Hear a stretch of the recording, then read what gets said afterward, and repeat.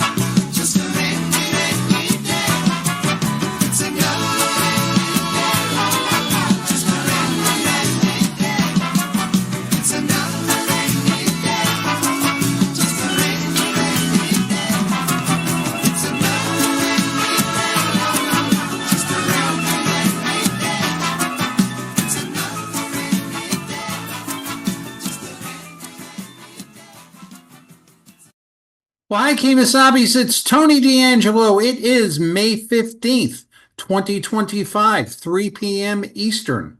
Ada Domini in the year of our Lord. Welcome to another edition of 30 with Tony. I'm so happy to have you here. I'm so happy and I'm so grateful for each and every one of you in following this show and encouraging me and talking to me about subjects you'd like to see. I'm just so touched by your enthusiasm, and I'm just grateful for our music contributors. I'm grateful for any single person watching the show, whether you love it, whether you hate watch it. It's all okay. It's all fine. I'm going to do it anyway, but I'm so very grateful to have this opportunity to be before you. And there's been a lot of stuff happening this week in America and in every single corner of the globe. The activities of President Trump have been making a lot of people either incredibly enthusiastic or crazy, depending on what side of the aisle you're in or on. Or put it this way, if you're actually standing in a building or standing on the ledge of that building, there's a lot going on. But basically, it's quite a world. But today, I'd like to concentrate on this subject, and this subject is: are you kidding me? Are you really kidding me? And I don't know about you, but a lot of times I just wander through my days, fighting the clock. The clock here is a constant, If it's not a companion, it's an enemy. It's very rarely my friend because there's always things getting in the way of things that I need to do. There's always things that either take too long or screw up too much, or something happens, or you shake your head. You say, how is that possible? How could something like that be even, how can that exist in humankind? And that's exactly the way I have felt about Connecticut, the state of Connecticut, Connecticut government, the Connecticut, shall we say, the socio-economico, politico, religioso, probonistico machine, the media machine tying with the politics machine. And the work of the as we like to say on this show, pretty much given us this week a pack of lies and a pack of nonsense and asking for us to believe it.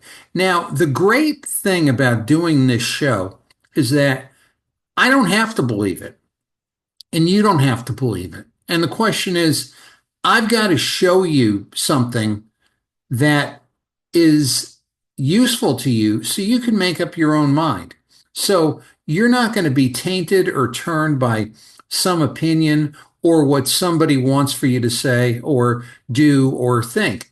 And really, this week I've been shaking my head and throwing my arms up pretty much, or my hands up into the sky saying, are you kidding me, Connecticut, with this crap you're trying to pull? Now, going back 5 years, going back to where we were 5 years ago, almost exactly, me sitting where I am right now in the onset of COVID-19, I had a lot of difficulty with what I was seeing in terms of statistics and representations and what people were doing, and just the total illogical mess that we were seeing. Now, a lot of that information has come out now, and it's there for all to see. And notice that the perpetrators of the crimes, the Lamonts, the Cuomos, the Phil Murphy in New Jersey, Gavin Newsom, Bill de Blasio, the mayor of New York City, whatever in the hell happened to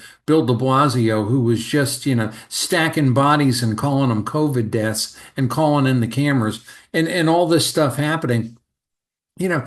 I knew it was a farce. And whatever information I had, and I'm not saying the disease was a farce. I had the disease 3 times. Somebody unleashed something rotten, let me tell you, if you don't believe me. But that all being as it is, the presentation of what was there was all designed to get you to give up the will of your heart, mind, soul, and body and submit that to the government. And that failed miserably, and good for them. But basically, if you didn't develop a healthy mistrust of government representing things to you or misrepresenting things to you, then I don't know if I can help you now, but I'm certainly going to try. Because this week in Connecticut, we've seen a number of things that basically strain any kind of credulity whatsoever, but yet they're given to us in some form of a gospel, small g, and we're supposed to believe them. And this is, this is incredibly, I don't have the words. I'm going to try to give you the words as we go forward. But anyway, let's do a couple shares, if you don't mind. And I'm going to start here. If you didn't read Bob Swick's article of May 10th, 2025, read it. Because Bob starts with something saying, who do you believe in Connecticut? Who's believable? Who's credible? Who's telling you the truth? What can you do to rely upon something? Now, many situations in my own life, and I'm sorry, they frustrate the living heaven out of me. I'm not going to say they frustrate the hell out of me. I wish they would, because I'm going through hell as I do them. But basically, I look for one thing. Is there one place where I can put my foot down and say, yeah, that's solid. Okay, this is a given, and I can proceed from that. What's the given in Connecticut? What is the person in government, in leadership, in politics of either party, whom you can believe? And we'll start off here. Bob mentions Dr. Deidre Gifford. Y'all remember her. She was like really, she was the Office of Health Strategy head, took over from Renee Mitchell, Dr. Renee Mitchell, in 2020. Renee Mitchell had some honest questions as to the integrity of the process of the management of COVID-19 concerning King Governor Ned Lamont, the unaccountable, and his trusty sidekick, Josh Gabali. Whatever happened to Josh Gabali?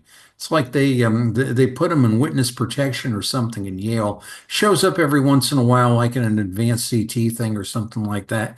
I mean, there's enough there where I know stuff went down that was wrong, and we've been through it. Wrong is probably a an understatement or a misstatement, but he quickly got off the campus, and it's just pretty amazing to me as far as how Connecticut protects its own. But enter, at that point, Dr. Gifford, who really is in the soup, but there's a canceled Medicaid audit involving Constantine Diamantis, records and discussions of contracts and kickbacks, and her COVID-19 mismanagement, and her great leadership of the Department of Social Services, which Bob talks about. Now, she closed facility and rural clinics, leaving swaths of Eastern Connecticut without Medicaid providers. And this is the typical thing. This is the standard. This is the gold standard in Connecticut. If you were a public official and you were inclined to do wrong, this is the exemplar. You screw up, you get involved in multiple failures and swindles, you become unaccountable, you hide, and then when the wolf heads for your door, you quit, and then you cash in. And it's very funny to me that with this particular big news, a week ago, I think actually a week ago today, you don't hear a lot of Republicans talking about what is happening with Dr. Gifford. They were all over Terrence Chang. I mean, they started on Terrence Chang after we started on Terrence Chang, but they won't say a word about Dr. Gifford. Why is that? Why is that?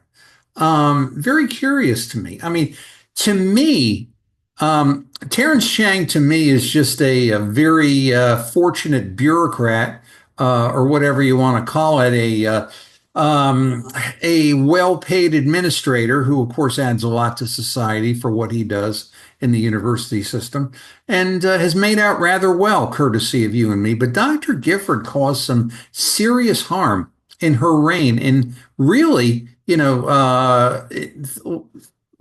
like 2 or 3 different places, and not a word. And I don't get that, but it's just very curious to me.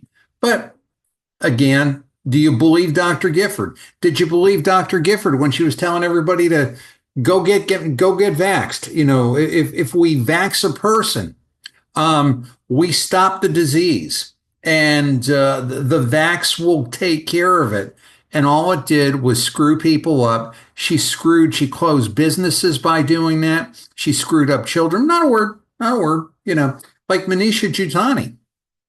Do the Republicans ever complain about Manisha Jutani, who is the head of the health department? I haven't heard it.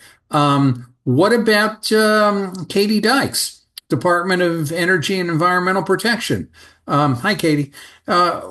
What is her purpose? What is she solving? I mean, we need fuel here. We need an energy system. Our president, Donald Trump, has an energy system. He's willing to move natural gas down to us the even the unaccountable's on board for this. I mean, the unaccountable may be, dopey in his way, but he knows that he cannot have a revolt on his hands, even though he's coming very close to one. But I don't hear Republicans. I hear smatterings about that. I mean, why is that? And really, your opposition there would be Katie Dykes, and her energy policy is so farcical not to be believed. I say that. Why don't you? Because it's obvious. That's the part I don't understand. But anyway, let's see who else we can disbelieve. How about the unaccountable? The unaccountable is talking about U.S. News and World Report. We're now number eight of the states in 2025 economy category. It sounds great, but why we're there is because of millionaires and Yale graduates. If you look at the real nitty gritty of where Connecticut's at, same study, 48% for fiscal stability and 43 for opportunity. The 2025 rich states, poor states make Connecticut 44th for economic outlook and 48th for performance. That's the reality of Connecticut. So, are you going to believe the unaccountable with respect to the economy? Are you going to believe the Department of Economic and Community Development with respect to the economy? Oh, they're going to tell you everything's great because they need to have that gravy train funding to them for their continual series of frauds and failures and misbegotten, I'm being very polite, misbegotten endeavors. Are you going to believe advanced CT? Who are you going to believe? Are you going to believe the CBIA? I don't know. I don't think there's anybody there in that bunch you can believe. So basically, you know what the Connecticut economy is like. You live here. You go to the grocery store. You buy gasoline. You deal with the prices. You write out your Eversource check with the public benefits charge. You see what the sales taxes are. You see what your property taxes are going to be. And, it's funny. This is not funny, but it's funny. I'm noticing now in northeastern Connecticut for sale signs popping up. Now, that didn't happen a year ago, 2 years ago, 3 years ago. If they did, the house might have a sign for a week. Now you're seeing them out there. And the reason is people are looking at their assessment saying, I can't stay here. I can't stay here. And this is really where the economy is. So what is our legislature doing? Well, I looked last night and our legislature is doing Facebook algorithm protection for kids. How are you going to do it? Number one, idiot. You don't have control of the system. And also, there is a little thing called the United States Constitution and parental responsibility. And, Matt Ritter, the speaker of the House said, it's what I'm going to do is I know I'm going to get sued, but I want to do it anyway. Well, why do we have to have these quote unquote policy fool's errands? This is what the legislature is doing. In other words, to show the intent of Connecticut, our intent, or as the young representative, Mr. Shannon said, our gender is determined by identity and expression. Well, I can identify as much as I want, Michael, as a woman, and I'm never going to be one. I'm just not. You could dress me up any way you want to. I mean, it's like the underlying facts are going to be facts and be factual regardless of what happens. It's just water always seeks its own level, and somehow they think they can change the course of humanity. Wind power will power us all. It's anyway. Not meaning to go there. Who do you believe in the legislature? Talking about the budget, we talked Tuesday about the Republican budget on the Lee Elsey show. And the thing is, it is a farcical, nonsensical budget. It is a budget that doesn't make any critical cuts. And we need to make critical cuts. You don't think we need to make critical cuts? Well, hey, when your property tax bill comes in, and it's a lot more than last year, um, why do you think it is? Because we're living off of the same, shall we say, luxuries in government, which in many cases are luxuries and redundancies, but we're not cutting, we're not consolidating, we're doing nothing with respect to nonprofits. I mean, the nonprofits, we can maybe, not maybe, but we certainly can take nonprofits and consolidate them into bigger endeavors that do better and have less top heavy management. I mean, why do you need 40 charities with 40 executive directors? Connecticut doesn't think that way. Connecticut is like, let me feed my crony. So it's like, who do you believe? You have a weak budget on one side, you have total fiscal irrationality and non ability on the other. Nobody to believe there, unfortunately. Um, the budget, it's going to go up $1 billion over 2 years. Now, where's that going to come from? We're not going to get what we did from Washington for good reason. The higher compensated worker, if you will, is going to be leaving the state. I mean, there's something farcical in the Republican budget. This representative here, Joe Paletta, thinks that he can rewrite. We talked about this Tuesday on the Lee Elsey show. He thinks he could write or rewrite the convenience of the employer rule with a worker working out of state for a corporation located in another state. Guess what? New Hampshire versus Massachusetts. We talked about this Tuesday, 2021. The source of where the income is coming from is the jurisdiction where it's taxed. And this guy thinks he could suspend gravity and get $300 million back, after a long and bloody fight. All we're really going to have is a long and bloody fight. And, unfortunately, we're sitting right in the district where, it was ruled against. These are things that drive me absolutely, positively crazy. But, we're going to need more money. We have $100 to $150 billion in short and long-term debt. We hear fiscal guardrails, fiscal guardrails, fiscal guardrails. Now, the fiscal guardrails are not valueless, but we never, ever, ever want to deal with the deficit. The Republicans sort of gave it, a wink and a nod in their budget, but nobody wants to do that because look at it this way. You yourself have a debt, right? And you want to pay that debt. What do you have to do to pay that debt? Well, you have to cut something somewhere in order to do it. Either that or you got to make a whole lot more money. More often than not, you've got to cut something to pay that debt. And none of these political characters want to do that because that would make them highly unpopular. And I mean, none of the Republicans will come out supporting the Donald Trump tax plan. One of the things right now in that plan is a 23% deduction for small business and 100% expensing. Think about that. You have a small business, think about what that can mean in your pocket. What the Democrats want to do is take that back from you and have you pay that to Connecticut to keep feeding their stupidity.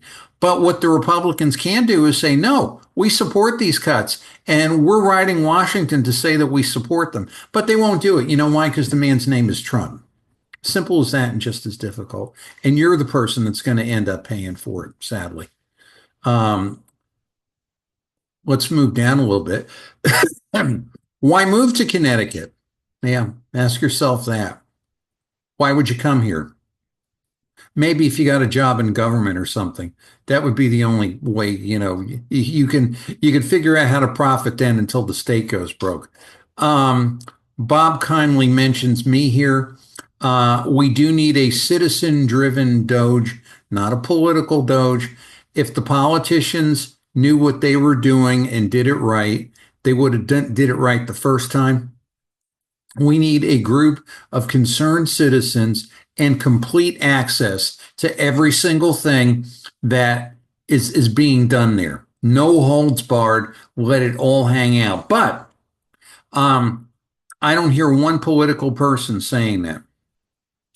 I am positive, Bob mentions it here, that there is no candidate for governor that will say that. They'll think that, well, a little bit of tweak and a nod here, we'll get the thing right. That thinking, going back all the way to the days of, Win Smith and Thomas Meskill and, all these Republican so-called wonders, Richard Roy, Jody Rell, that's exactly what got us into this mess. And somehow a return to that, John McKinney, somehow a return to that mess will get us to where we need to be. You couldn't be more hopelessly wrong, unfortunately. I want to actually get to this here. Connecticut is a bizarro type government where increasing incompetency and fraud is rewarded while you pay more each year to see things get worse and worse. That's basically what's happening. Bob mentions Connecticut would be much better fully served with a fully transparent government, but how do you know what's really happening unless you get to see it for yourself, basically? How do you know? You can't trust anybody to tell you because nothing to this point has provided that kind of trust for you. What about job redundancies? How many do nothing types of jobs? Why are the spending hearings limited in nature? How are we going to pay the debt off? Can you trust anyone connected to a state paycheck or income stream to give you an honest answer on any of those questions to the point where they would have to speak against their own interest? None of them are going to. So consider that. Consider that. Who do you believe in Connecticut? Me, myself, and I? I'm not believing anybody in government these days. Okay. So we're going to move that from the fiscal to the educational. Here is a picture. Press and hold, car and driver. Let's see if I can do it this way. Okay. Here's a picture of a Chevy truck, right? $75,000. It's a beauty. Look at it. I'm not a truck guy generally, but it's got 4 doors. You take the family out. It's really sleek looking. It's got really nice wheels. It's got beautiful windows. And you can get it for $75,000, a jazzier version. These car prices are just insane. And here's another angle. And it's you could have it as a work truck. You could have it as a family truck. You can have a car note as long as your arm as well. But okay, I want to buy a truck. So I've got $75,000. I could write a check for that. I could write a check for the for the other for the bigger model or the better model, and I can just say that's all I'm going to do. That's fine. I'm satisfied. What is wrong in my analysis? I mean, do I have the least bit of concern that maybe I'm not making the best purchase and perhaps I had better look at other options and other vehicles who may be better suited to me? I mean, maybe one has a longer bed or one has better mileage or more power or a better sound system or a better traction system or the fact is we all, two premises, we all compare things. We're in the supermarket and you want to buy soup. And over here is Campbell's soup, and over here is Progresso soup, and over there is, store brand soup.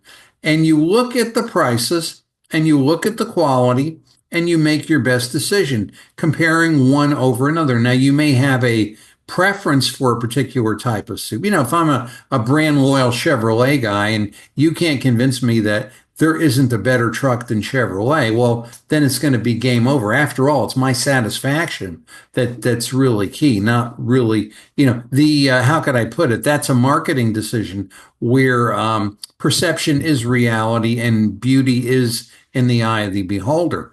So it's with that type of a thing there you have that limited subset that doesn't compare. But in any decision, in any statistical analysis, you're going to look at two or three options. Or if you're making a premise, you're saying all cows are green, you're going to give a lot of information around that to prove to me that all cows are green without you just saying all cows are green, right? I mean, that's just typical. And in statistics, you've got two groups. Actually, I'll stop the share here for a moment just to better explain. In statistics, when you're looking at something, it's be it law or case law, I'm sure it goes on in medicine and engineering, you have two groups. You have a control group, which is quote unquote your baseline. This is what you're comparing to.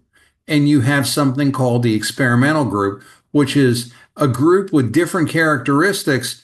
And you want to see how that behaves in order to look at the control group in actuality. You can't have just an experimental group. Let's go back to our truck for a second. Go over here. And if I were to write a marketing report, and I were to say, these are all the things that go wrong with Chevy trucks. It rusts, it burns oil, the tires blow out, the seats rip, the springs come out of the seats. It rusts so bad I could see the road to the floor. Now, all of those wonderful automotive experiences I have had, so I could relate to just about every one of them. The backfire, the belt coming off, the rain coming in around the windshields. Oldsmobiles are great for that. But all that kind of being as it is, I can write a scathing report about Chevy trucks if that's what Chevy trucks did. But if I'm how could I put it? If I am a policy person, I want to make sure that before I say Chevy trucks are horrible, do not buy a Chevy truck. Whatever you do, they are the worst truck ever known to mankind. I don't know that unless I compare it against a Ford truck, against a Toyota truck, against a Dodge truck. I don't know. I don't know. It's like I go through this with software purchases. The software in my business gets worse and worse and worse. The people in the corporations selling the software and servicing it get dumber and dumber and dumber. And my comparison is, well, do I go with someone else and learn their whole dance step and figure out what to do with the conversion expense? Or do I deal with the dumbos that I've got? Normally, I choose to deal with the dumbos that I've got because basically there ain't no green grass in any other fence I look at for whatever reason. But the point is you compare. You always compare. You always look at what the situation is, or you should. But government does not want you to do that. And I'm just going to go back to stopping to share here for a moment. So what we had in Connecticut this past week, we have had so many farcical, lying, twisted, nonsensical, garbagey efforts at lying and manipulating the public coming from our elected officials and from our administrators in the past 5 years, ever since COVID-19, that are staggering to me. Let's review just a couple of them. Remember, in 2023, we had the licensed journalist bill. So, in other words, Connecticut wanted to control the Connecticut hierarchy, the political system.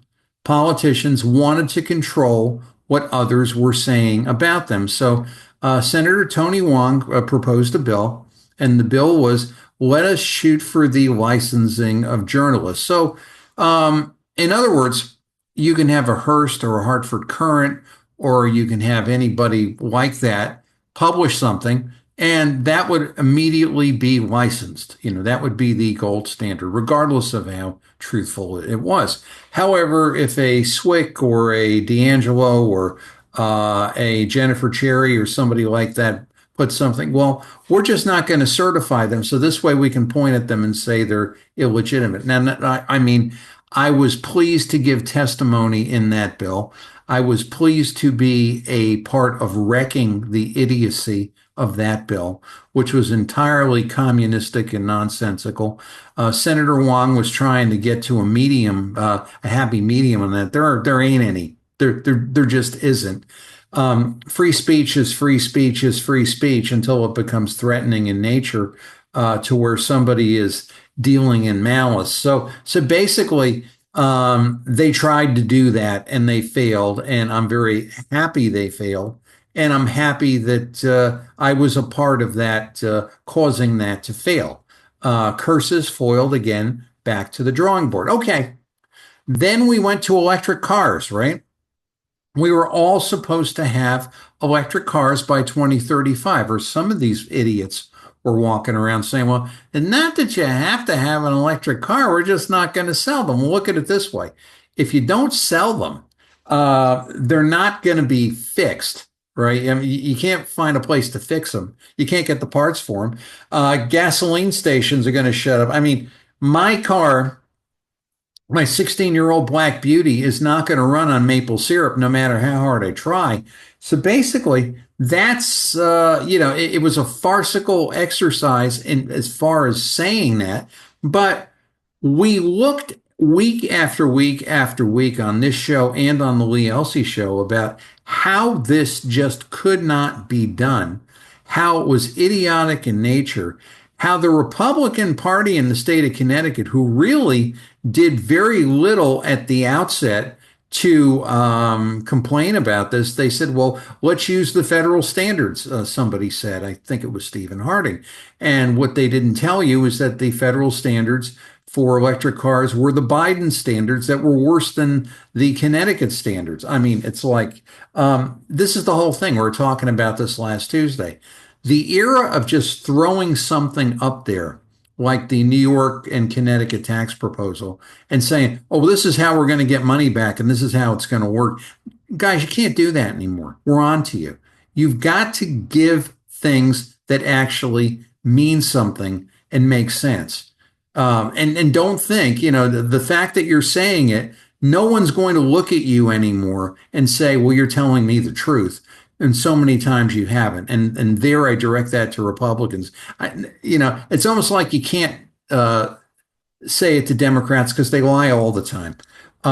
So it's the kind of thing that you cannot, the voter, the listener, the viewer is much more intelligent than he was. And he has access to a lot more information. And he has shows he can go to, this being one, where he gets information that he's not going to get from the media. So with that being as it is, we're going to look at another scandal which came out this week, which is the homeschool scandal. As we talked about on the Lee Elsey show, it started in Chicago, I believe it was in February. And what happened was some event, some kid being abused that went on for years and years and years. All of a sudden, it was a cause celeb. And they went to the Illinois State House that we've got to regulate homeschool. Thousands of people came out. Now, if you don't know by now that Democrats and demo commies do things in unison, like good little communists do, it's like, you're stupid, I can't help you. Why is Murphy, Senator Chris Murphy, that policy genius, walking around with a beard? I don't know. Personally, I think he looks like a fugitive from a Gillette factory. But that said, notice that Mayor Pete Buttigieg is now walking around with a beard. It never originates in Connecticut. Connecticut is not original. They want you to think it's original, but it's not original. Okay. Same thing happened in Michigan. There was an abused kid. We've got to regulate homeschool. Okay, so it ends up in Connecticut. I made the prediction in February that the whole thing of regulating or eliminating homeschool would come here. Sure enough, it did. And in typical farcical, lying, fraudulent state fashion, a case was presented. Many people came out to this informational hearing, if you will, and a case was built in Connecticut for shall we say, the regulation of homeschooling. Now, all the things that government has to do, protect the border, make the roads safe, make the cities safe, eliminate financial fraud from wire systems, on and on and on and on. Stop the abuse of trafficking of children. No, their biggest thing is they want to come into your home and see what you're doing with your kid. That's that's our state government. But anyway, let's go back to some slides here. Go over to some slides. And let's go to here. So you got my truck analogy. Okay. With your state dollars, Connecticut made up this report of, I don't know how many pages this is exactly. I'm going to say it's a goodly number of pages. It's a lot of pages. And let's see, pages goes on for, okay, 24 pages. And it is called, they're gunning for bear here, the Office of the Child Advocate, a review of children withdrawn from school from equivalent instruction elsewhere. Office of the Child Advocate, da da da da. Okay. 24 pages involving I don't know how many bureaucrats, I don't know how much money, I don't know how many consultants were called in to help. I mean, basically, it's 24 pages of nonsense because it didn't affect a thing. But they're perfectly willing to spend your tax money. Okay. When you run down this report, now you had all these people coming out, news articles. I didn't want to put them all up here in the slides, but news articles of, let's see, Connecticut Mirror, Inside Investigator, Channel 3, Connecticut News Junkie, that the Office of the Child Advocate was giving terrible statistics about what was going on with kids in homeschools. And we all better pay attention. Now, think to yourself, the electric car scandal and the journalist licensing scandal. Think to yourself.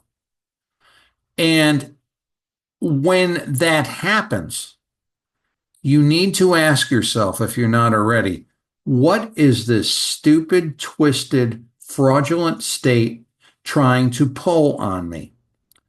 It's because, believe me, it's never about you. It is never about your safety. It is never about your well-being. It is like the journalist scandal and like the electric car scandal. It is about promoting an agenda at your expense where they all get to profit and you don't. That's basically it. So the question is, what's happening here? Well, governments are very attuned to their school systems. They love their school systems because the school systems have teachers and the teachers are in unions and the unions vote and the unions vote for politicians who give them candy, and it's rinse, wash, and repeat over and over and over and over and over again. So the states that are in this mess, or put it this way, giving us this mess, Illinois, right? Blue state, Demo commie state. Michigan, A little bit more borderline, but largely a Democratic state. Connecticut, draw your own conclusions. They want to reinforce their own people. Look at it this way. If everybody homeschooled, what would happen? Number one, I think you would see a meltdown like you wouldn't believe. I mean, you think this whole thing with Trump derangement syndrome is bad? This would be unthinkable, unfathomable. It would be amazing to watch. It would be maybe amazing's not the best word because it would be chilling and shocking. So my belief is if that happened, if parents just kept all their kids out of school for a couple of months, they would be crying and screaming to you, tell us what you want us to do. Tell us where you want it to do it. Tell us what type of thing you want. We want to make this right for you. We want you to come back. They would be crying and begging you to come back and doing what you would want for them to do. But the only reason they do what they do is they feel that they have you over a barrel. That's not to disparage. You know, there are good teachers that are out there. Unfortunately, they've got to work in a horrible system for a horrible state, for a horrible bureaucracy. But anyway, that's the reason why they want to make homeschooling bad. Now, put it this way. Let us assume our highest and best endeavor. I am a bureaucrat and I want to show you homeschooling is bad and you better straighten up and fly right and you need regulation and or come back to public school because I don't want to see you get hurt. Okay. Think over here of this truck. I am going to buy that truck, but I want to make sure that I'm buying the right truck. So what I'm going to do, I want to compare it to something. I want it to look at another truck. Okay. So here they make a report. And for 20 some odd pages, they assail all of the bad homeschooling stories. In other words, homeschooling is bad. Look at these stories. Now, if I'm going to say, hey, Chevy truck is bad, look at all these Chevy truck stories. I mean, is the other truck better or is the other truck worse? I don't know. I have to look. But if you look at this report, all of those people I mentioned, Inside Investigator, WFSB, the Mirror, the Hearst, Hartford Current, no one asked the question of, you say this is bad, right? They all had this report. They all had this report. If you want a copy of it, you can find it. Actually, it's in the document cloud and or let me know, I'll send it to you. But basically, they all had this report. And the first glaring thing I saw in this report is, well, you're saying this is bad, but bad as opposed to what? Are the public schools better or worse? Because I have a choice to make. Now, I realize nothing's perfect. Oh boy, I realize nothing's perfect. It's one of the most aggravating things in my life.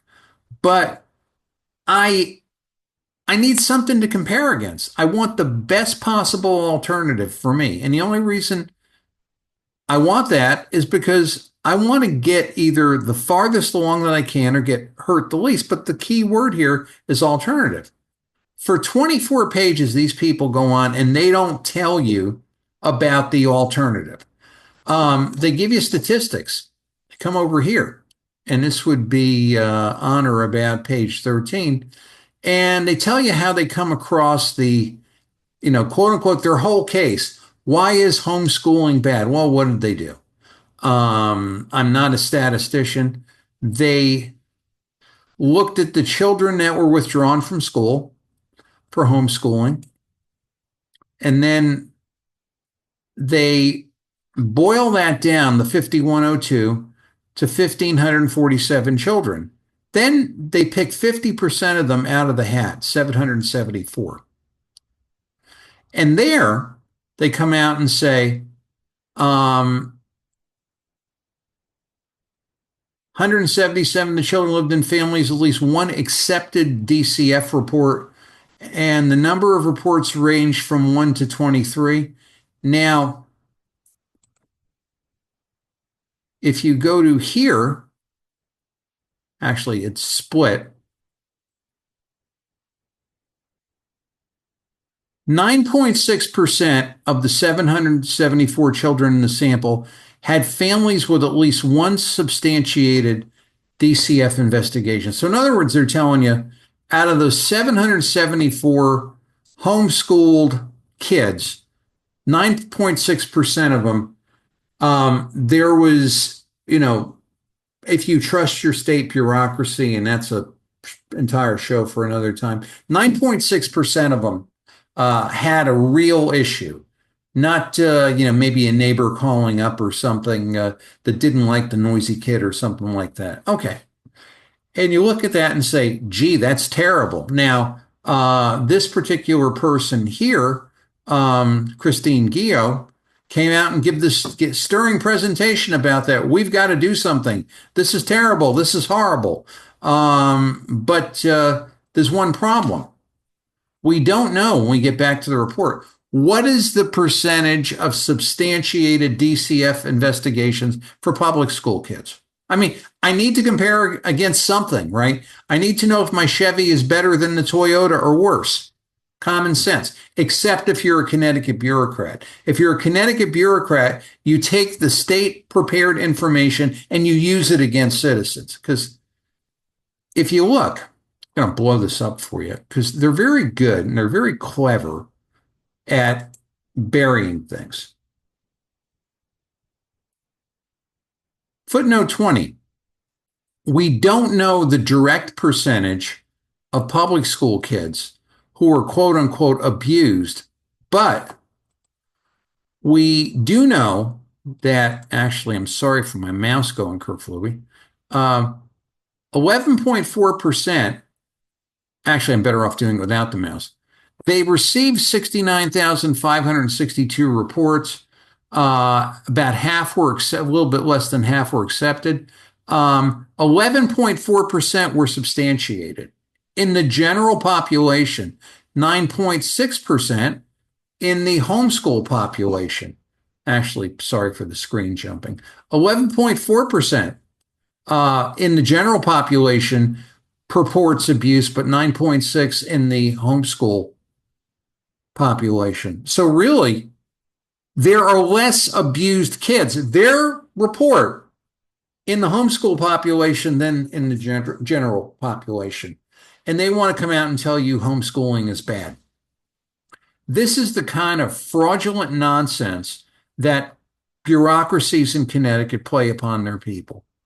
And if you think I'm being hard by saying that, well, what went on in those other instances with the ECAR 2035 and with the, protection of journalists? And don't even get me started on vaccines. I mean, I'm very grateful and thankful right now. There are some people who are incredibly adept and scientific about that. I won't even try to approach what they've done. I just look at it and say, well, this is, what we've got. We got a self-deal testing company connected to the governor and his wife. And oh, by the way, they're doing genetic testing at $250 a kid. And they're not telling you where they're putting the genetic information and where it's going. We do know, and we did know, that it did go into a sub-company which would be owned by Mount Sinai, which is not a part of any financial difficulties Semaphore would have. They're very clever to do that. So basically what we're looking at here is manipulation of statistics for a purpose. Now, I was very angry about this, and I tweeted yesterday. And starting from the Lee Elsey show, what we have again is an omission that if this were done in the private sector or any legitimate source, this would be fraud. This would be misrepresentation. This would be saying that all Chevy trucks, remember the Chevy truck here? All Chevy trucks are bad and they're horrible, and we got to get rid of Chevy trucks, but we're not introducing Ford trucks into the mix. So we can't make a comparison. But Connecticut government, in their hand-picked media, the legitimate media and the socio-economico, politico, religioso, probinistico, stupido system wants to protect itself and give you a malign statistic in order to do that. I mean, these homeschool parents who are homeschooling their kids because what's going on in the public system is rotten. I mean, ask yourself that. Ask yourself that. Why did they take their kids out of school? Because they saw garbage. They saw nonsense. And I'm sure it wasn't the parents' intention when that kid was born to say, oh, what a cute baby. We're going to homeschool him. That wasn't even on the planet. The best possible system you can have is a functioning public school system that teaches you the basics and basis of things and stays away from the crap. But yeah, they're not going to do that because then they'd have to give away all their little picadillos and all their little agendas and all their little tricks and things like that. So basically, what this all comes down to is what they want given to you, a box of horse crap wrapped in wrapping paper with a bow saying, this is for you. And basically all they did was just hand you what they wanted to hand you.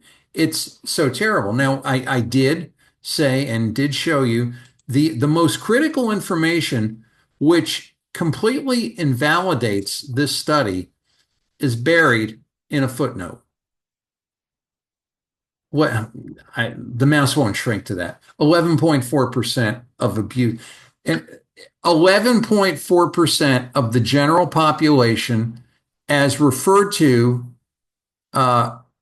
into the Department of Children and Families, their metrics has bona fide abuse, where 9.6% of the homeschool kids did. And basically, that would tell me the homeschool kids are less abused than the public school kids. But it is not in the interests of the bureaucracy to tell you that, because it is a statement against their interest. The bureaucracy's interest is to keep the bureaucracy running. So the parents who are now got their antenna up, I'm very thankful that this was blown. I'm very thankful ECAR 2035 was blown. I'm very thankful that the journalist regulation bill was blown. I'm honored, I'm touched to be a part of each one of those disasters hitting the state where it hurt. Believe me, there's no greater honor. But that all being as it is, they are going to try now. See, because they're listening to this, they're reading me, they're going to try now to make the comparison. They're going to introduce the comparison now to public school, but they're going to give you a whole bunch of qualifiers as to whatever's happening there is much better than what's happening here.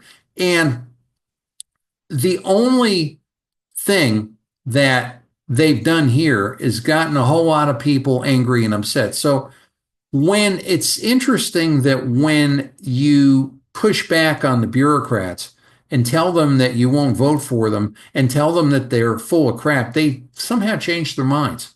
They like their little gig as a representative. They don't want to lose it. And, some of them are so deluded they think they'll never lose it. But, you do something stupid like this, it's purely possible that you might, or the chances are greatly increased. So it's,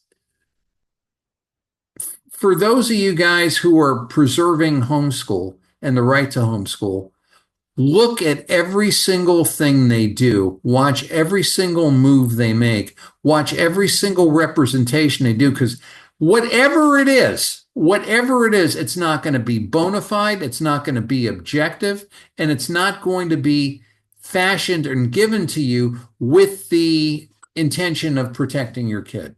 This has got to be one of the biggest, most colossal,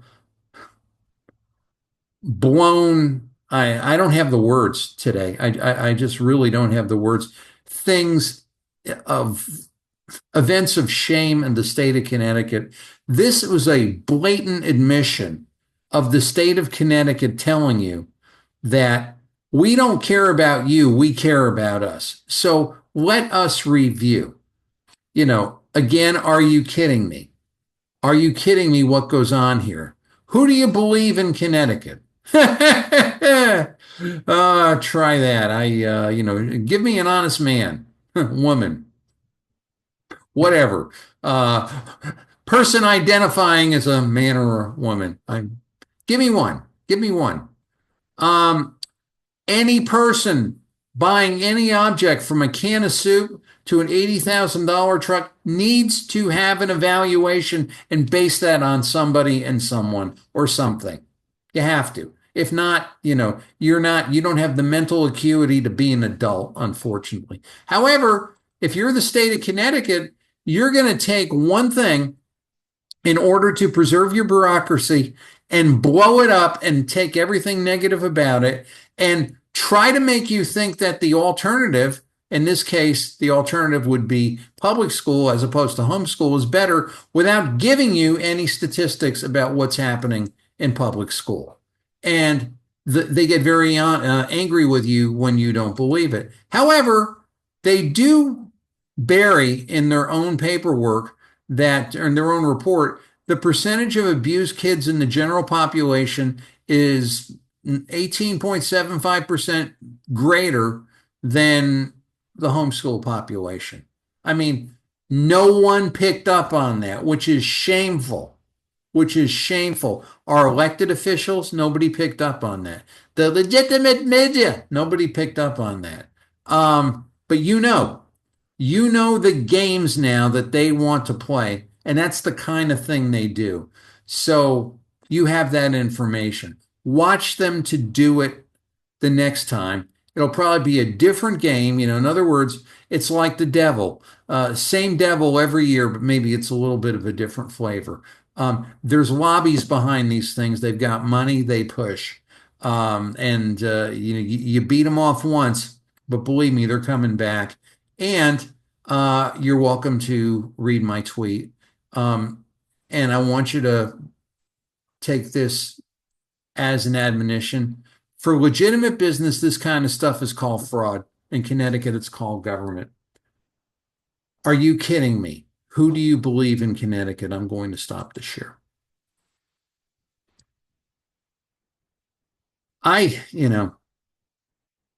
What the most aggravating thing is, out of all the people that put together that report, out of all the people that represented that report, out of all the legislators that championed that report, which really was a prop, a sham, and a fraud. It's and people will say, "Oh, just one thing that's wrong." If you have one thing wrong in any set of data, the entire set is tainted. Don't don't try to kid me. I'm a bank trust guy. So when that happens, it's, basically what they're trying to do is sell their agenda to you.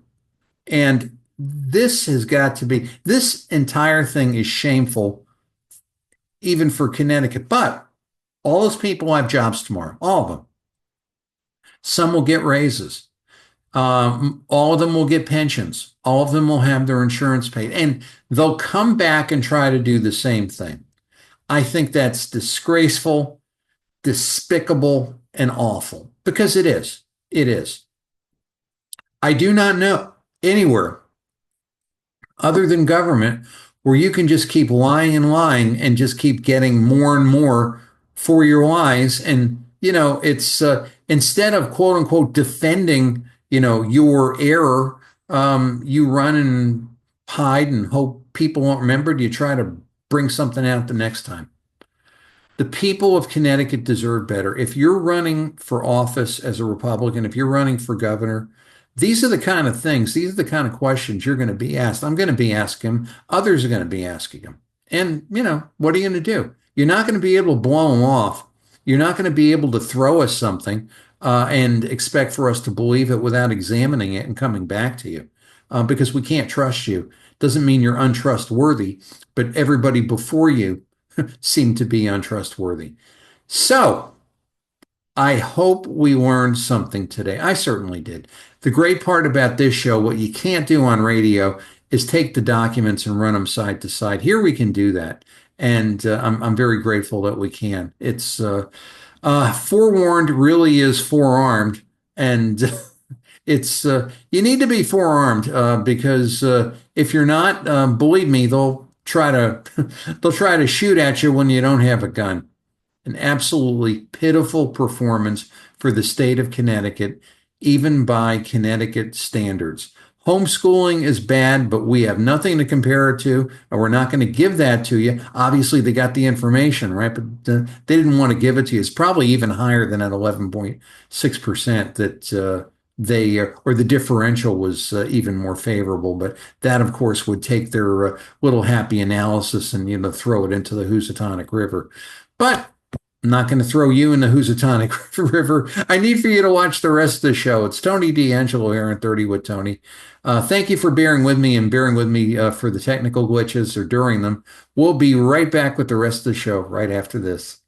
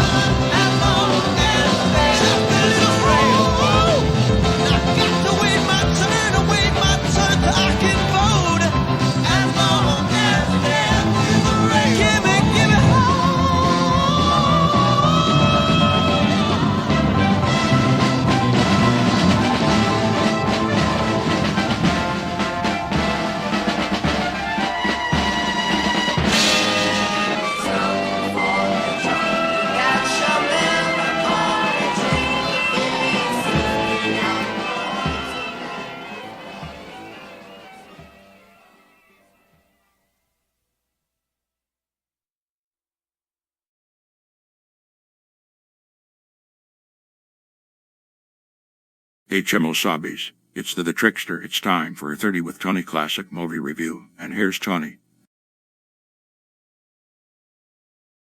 Well, thanks, Kemosabe's. Thanks for staying with us. You know, we went through this whole period of the Biden administration with the woke military and the transgender military, and the military was the place to discover yourself and be a social justice warrior and all of this wonderful stuff. And unfortunately, all of that is so pathetically wrong, it's sickening. The military is there to defend the freedoms of this country. The freedoms of this country were established by the founding fathers as taken from Almighty God itself. And if you don't believe any of that, ask yourself why you were able to protest for the stupidest of things, and you're able to do it and you're allowed. These are the freedoms that you are allowed in being an American. All these people that want communism, they have no idea what communism's about or what communism will do, but they're just basically a bunch of weak-minded turkeys who are being shepherded by stupid people who actually maybe aren't that stupid, but they're directing these people to do their bidding. But anyway, if you've ever doubted the fact that God and the military and the defense of the nation work hand in hand to defend the rights of citizens, I'm going to take you to a movie. And the movie I'm going to take you to is called The Fighting 69th. This is a movie I've watched since I was a young boy. It was made in 1940. It stars James Cagney, Pat O'Brien, and George Brent. It's about a group of ragtag Irishmen that go to Germany to fight Germany in the First World War. And this Cagney character here, which is Jerry Plunkett, he thinks he's going to go and just be a tough guy and kill all these Germans and come back as a hero to wine, women, and song and all this. Finds out that it ain't exactly like that, and he becomes the most horrible traitor, coward that you're ever going to run into. But he has a religious awakening, while he is there in Germany with the Fighting 69th that has an incredible ending to it. And basically, what it comes down to is that the belief in what we believe in is a belief that is given to us by God and fostered to us by our founding fathers and the way that we live. Now, let me just say this. As long as I'm here, I don't ever want to see America being different, and I will do everything I can in my power to call it out and stamp it out. But if you see this movie, you will see exactly how this dynamic is supposed to work. Now, the two real characters, when I say real characters, people that actually existed, Father Duffy, played by Pat O'Brien, and the commander, Wild Bill Donovan, these were people who were actually over in that. So this is really kind of a true story. And it shows you the purpose of why we're here. The purpose is to defend our rights as Americans and also to use the help and strength of our Creator, Almighty God, so we could live in a free country. So I think if I told you more than that, I'd wreck the story for you, and I don't want to do it, but this is something you have to see. Made in 1940, called The Fighting 69th, starring James Cagney, Pat O'Brien, George Brent, Dennis Morgan, and Alan Hale Sr. Now, Alan Hale Sr. is the father of Alan Hale Jr., who was the skipper on Gilligan's Island. You'll see the resemblance, and you will see a great movie. One I wholeheartedly, I'm not going to say I command you, but I'm going to do my best to say you must watch, called The Fighting 69th, Warner Brothers, 1940. Let's roll the trailer.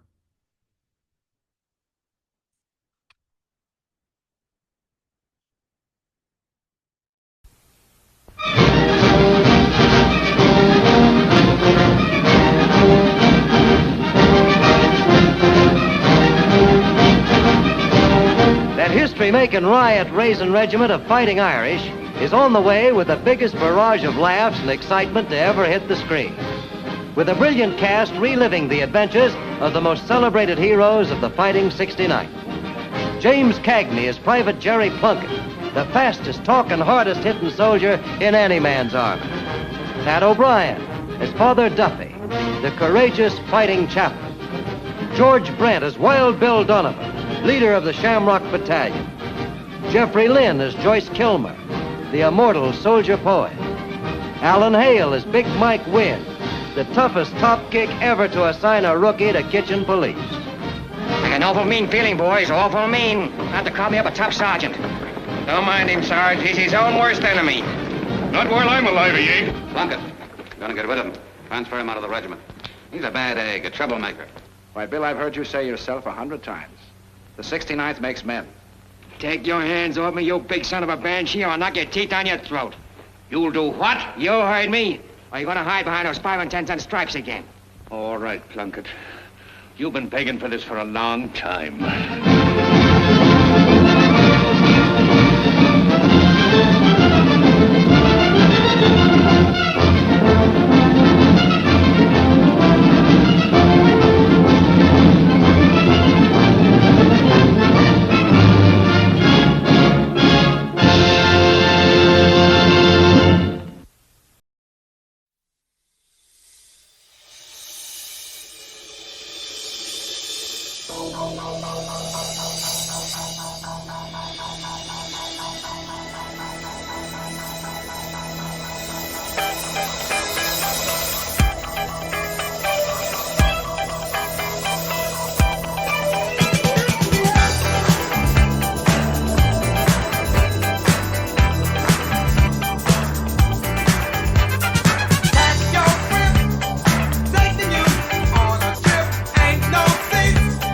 All we got, there's a beat. He's a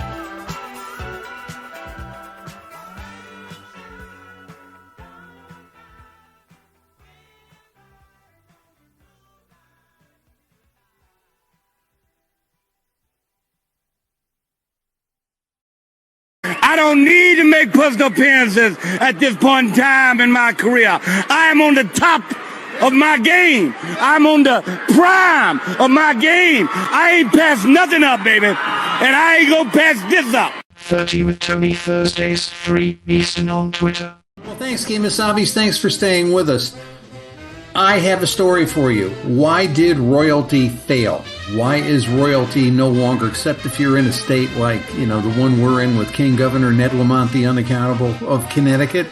But why did royalty fail in terms of what is now called either democracy or a republic or a combination of the two? Well, it's simple.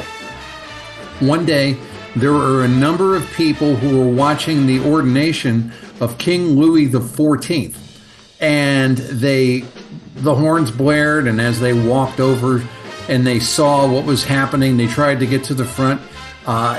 King Louis threw off his cloak, and he had his wig, and they're spraying him with perfumes, and they were throwing roses at him, and the horns were blaring, and it was this incredible spectacle.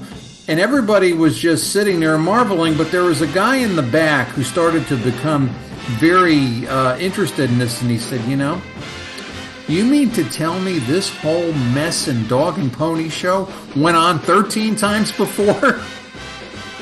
Kind of like representative government, right? It's Tony D'Angelo here at 30 with Tony. Thanks, Kemosabe's. Thanks for staying with us.